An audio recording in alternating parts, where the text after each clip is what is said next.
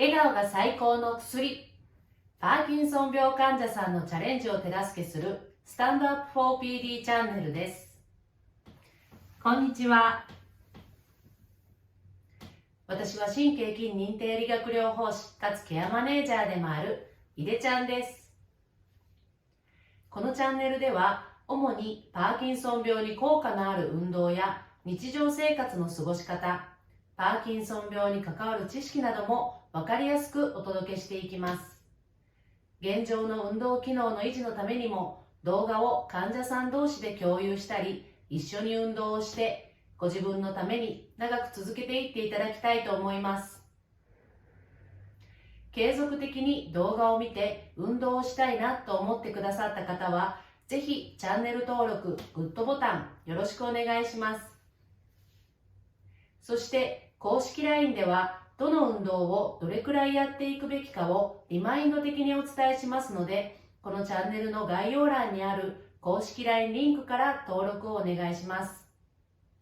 今回はパーキンソン病の知識第8弾、パーキンソン病と栄養について講義をしていきたいと思います。私の周囲で日々お会いするパーキンソン病患者さんも内服効果と運動についてはご興味を持っておられますが、栄養に関することはあまりご存知ではありません。ですが、栄養状態が良くなければ、ちょっとしたことで疲れやすかったり、そもそも筋トレをしても筋肉がつくどころか逆に痩せ細っていってしまいます。リハビリをする前に、リハビリができる状態なのか、筋肉を増やせる栄養をちゃんととっているのかを今日聞きながら考えてみていただきたいと思います。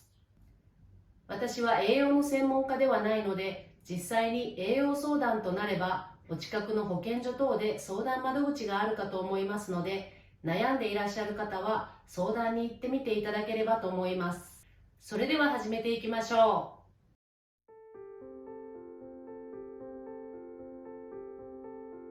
う。まず、栄養ってそんなに大事なのと思われるかと思います。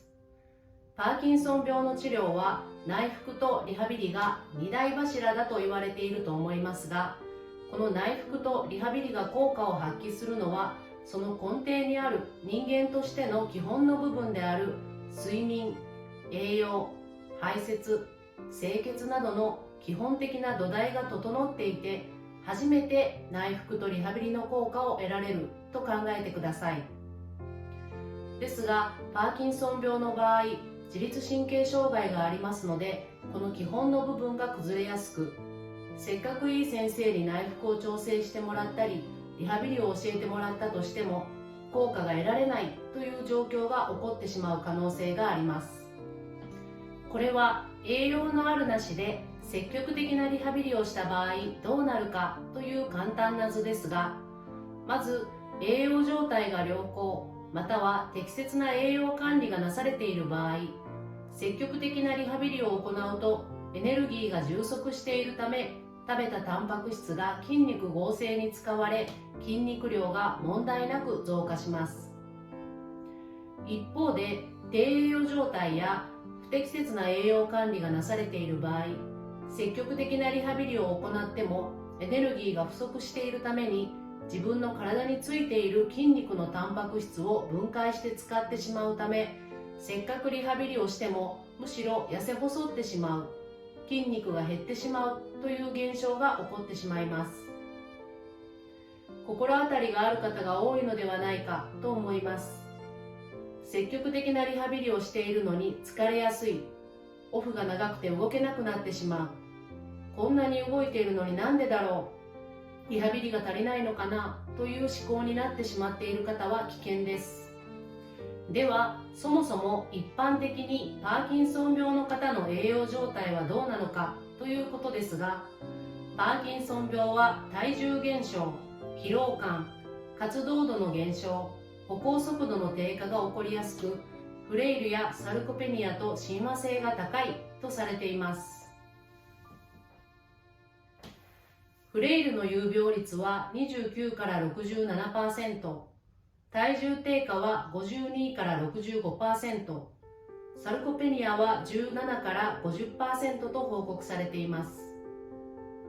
ここでフレイルとサルコペニアという最近耳にするようになった単語をご説明しておきます。フレイルというのは加齢とともに心身の活力、運動機能や認知機能等が低下し、複数の慢性疾患併存の影響もあり、生活機能が障害され、心身の脆弱性が出現した状態であるが、適切な介入・支援により生活機能の維持向上が可能な状態像のことであり、心身が脆弱な高齢者のことを指し、健常から要介護状態へ移行する中間域のことを表します。フレイルのチェック項目として、体重減少、全身の筋力を表す握力の低下、疲労感、歩行速度の低下、運動習慣の有無の5つがあり、これらが低下している場合、健常から要介護へ向かっていると言えます。先ほどもありましたが、このフレイルの5つのチェック項目のうち、体重減少や疲労感、歩行速度低下、活動の減少など、4つともパーキンソン病患者さんに当てはまってしまうということになります。では、サルコペニアとは何かというと、サルコペニアは先ほどのフレイルに包括される概念と考えていただいていいですが、フレイルは心身ともに脆弱であるという状態ですが、サルコペニアはフレイルの中でも筋肉量の減少に特化したものをサルコペニアと表します。サルコペニアとは筋肉量の減少に伴って筋力や身体機能が低下している状態、骨格筋量、握力、歩行速度の3つをもとに骨格筋量と身体機能が一定以上低下している場合に診断されます。ここでもパーキンソン病はこの3つの項目すべてに当てはまりやすいと言えます。ではなぜパーキンソン病に体重減少が生じやすいのでしょうか。それはパーキンソン病で生じる多彩な症状群に関係しています。まずは嚥下障害。飲み込みが悪くて量が食べられない。食べるのが遅くなるから途中で疲れてしまって食べきれないなどが理由になりうると思います。その他には認知機能障害、うつ、嗅覚の低下などで食欲が湧かない、消化管での消化吸収自体に問題がある場合もありますし、ジスキネジアや浸栓によって安静にしているつもりでも体のどこかが常に動いていたり、力が入ってしまっていることで健常と比較して基礎代謝が更新しているなどが原因として考えられます。あとは、これは私の印象ですが、よくパーキンソン病患者さんとランチをすることがあるのですが、皆さん内服との食べ合わせや飲み合わせについての知識を持ってらっしゃって、タンパク質を摂りすぎるとLドパの吸収が悪くなるらしいとか、牛乳やバナナもあかんらしいとか、レモン水みたいな酸性の飲み物はLドパの吸収を良くするらしいと教えてくださいますが、しがな食べたらいけないものを考えすぎて食欲自体が落ちていたり、内服効果のことを考えすぎて最低限必要な食事量に満たない状態になっている方が多いような印象です。定食を頼んでも半分以下でもうお腹いっぱいとおっしゃっているのを見ると、これはリハビリ以前の問題だなと感じることが多々あります。おさらいになりますが、確かにタンパク質の構成物質であるアミノ酸はLドパの小腸や血液脳関門の移行を抑制するため、Lドパ治療中のパーキンソン病患者さんに対しては低タンパク食が推奨されています。しかし臨床現場で低タンパク食が選択されることは少ないようです。なぜなら低タンパク食により低栄養やサルコペニアが進行する可能性もあるからです。体重や筋肉量、運動機能などを考慮した栄養評価と病気に応じた栄養管理が求められています。ですので、タンパク質がLドパ吸収を妨げるからといって個人の判断でほぼタンパク質を取らないなどの習慣をつけてしまうと低栄養状態になり、筋肉が痩せ細っていってしまう危険な状態になってしまいます。その他にもパーキンソン病が体重減少を起こす理由として、先ほどと重複しますが、パーキンソン病患者は健常者に比べ安静時代謝量が約 1.2 倍更新しており、不随運動や筋強合によりエネルギー消費量が更新していたとの報告もあります。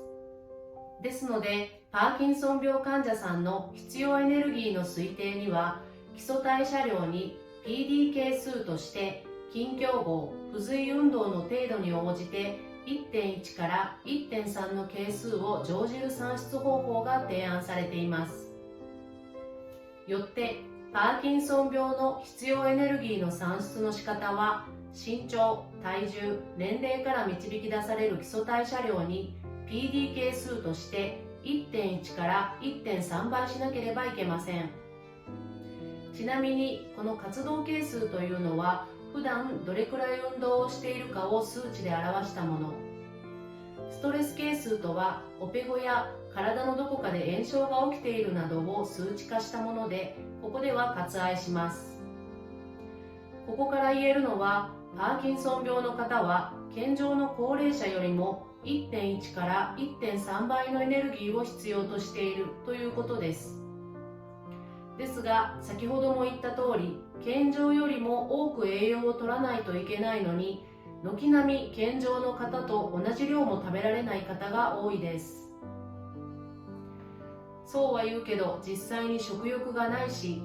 タンパク質を食べ過ぎてはいけないし、どうすればいいのと思われるかと思いますので、実際にどんな食事がいいのかをご説明していきます。まず、不飽和脂肪酸やビタミン B 摂取、コーヒーとカフェインの摂取はパーキンソン病に保護的に働き、牛乳やその加工品の摂取はパーキンソン病のリスクに関連すると報告されています。さらに、地中海式食事療法を受けたパーキンソン病患者さんにおいて、実行機能、言語、注意と集中力および記憶の認知機能が改善したという報告がなされています。また、タンパク質再分配食、食物繊維、ビタミン C およびカフェインの介入によりレボドパの吸収が改善され、治療反応性が向上し、運動合併症が抑制されているという報告や、 UPDRS による神経症候の評価では、野菜類、特に緑黄色野菜、蒸し野菜を十分に摂取している症例に運動機能が良い傾向が認められたという報告があります。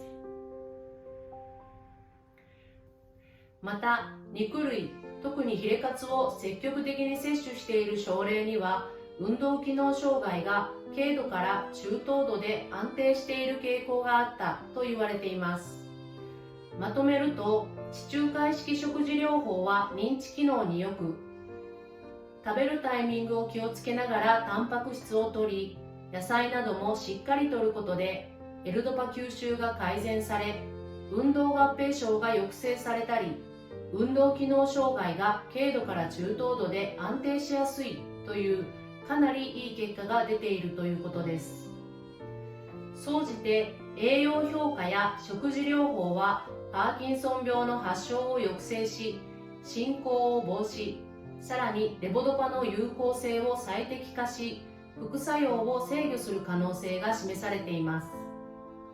やはり人間が生きていく根底の部分である食事、栄養というのは、パーキンソン病の治療を効果的に効率的に作用させるためにも非常に重要であることがわかります。では、先ほど出てきた地中海式食事療法とタンパク質再分配食とは何ぞやというところについてご説明します。地中海式食事療法とは、アメリカ合衆国ミネソタ大学の博士が肉やバターなどを贅沢に使った当時の欧米の食生活に対して、地中海沿岸地域特有の食事に注目し、健康的な食習慣として地中海式食事法を提唱したものです。その後、1990年代にはハーバード大学の教授が、地中海沿岸地域の食習慣は予防医学のモデルケースであるとして、地中海式食事法をピラミッド型の図で発表されました。これはそのピラミッドを表で表したもので、上にあるものは摂る頻度を少なくし、下に行くほど摂る頻度を多くするという考え方になっています。例えば牛肉や豚肉、お菓子やケーキは月に数回、鶏肉や乳製品は週に数回、魚や魚介は毎週最低2回は摂り、毎食果物やオリーブオイルやナッツや豆類を摂り、毎日運動、誰かと食事をし、適度にワインを飲み、水は毎日しっかりという内容になっています。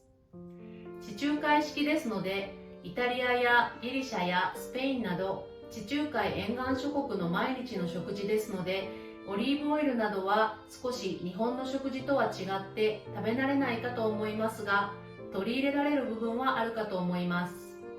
次にタンパク質再分配食についてですが、これは日中のタンパク質を極力制限し、夕食時に必要分のタンパク質を摂取する方法です。パーキンソン病患者さんにとっては、日中のLドパを効かせたい時間帯にはタンパク質は控えめにしたいと思われているかと思いますが、これはその最適解で、日中はご飯など糖質中心とし、晩ご飯でしっかりタンパク質を摂るという食事療法です。具体的なメニューですが、朝はご飯、汁物、野菜、昼は麺、野菜、間食も含め糖質を中心にし、晩ご飯でご飯は少なめに、肉、魚、卵、豆類などのタンパク質をしっかりと摂るというメニューになります。献立については、ネットでタンパク質再分配食と検索すれば、いくつか見本となるメニューが出てくるかと思いますので、検索されてみてください。最後になりますが、私は栄養の専門家ではありませんので、実際に具体的に自分の栄養状態は今どんな状態で、どのような食事療法が適しているかなどを評価・助言してもらいたいという方は、お住まいの地域の保健所等へご相談ください。では、本日の講義は以上です。今回はパーキンソン病と栄養というお題でお話をさせていただきました。パーキンソン病の方は非常に勉強家で努力家で日々頭が下がりますが、多分食事が取れていないだろうなという痩せた体で毎日精力的にリハビリに取り組んでいらっしゃる方が多く、私が感じるパーキンソン病の方の大きな問題の一つにこの栄養があります。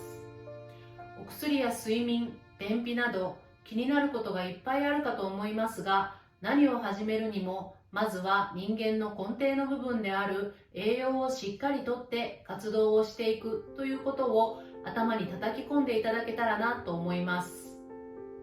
ですので、内服効果、リハビリ効果を最適に持っていくためにも、今回の栄養の内容についてはご家族様やお友達とも話し合って、客観的にご自分が痩せているのか、食事が取れているのかを人に意見を仰ぎながら一度しっかり考えてみていただけたらと思います。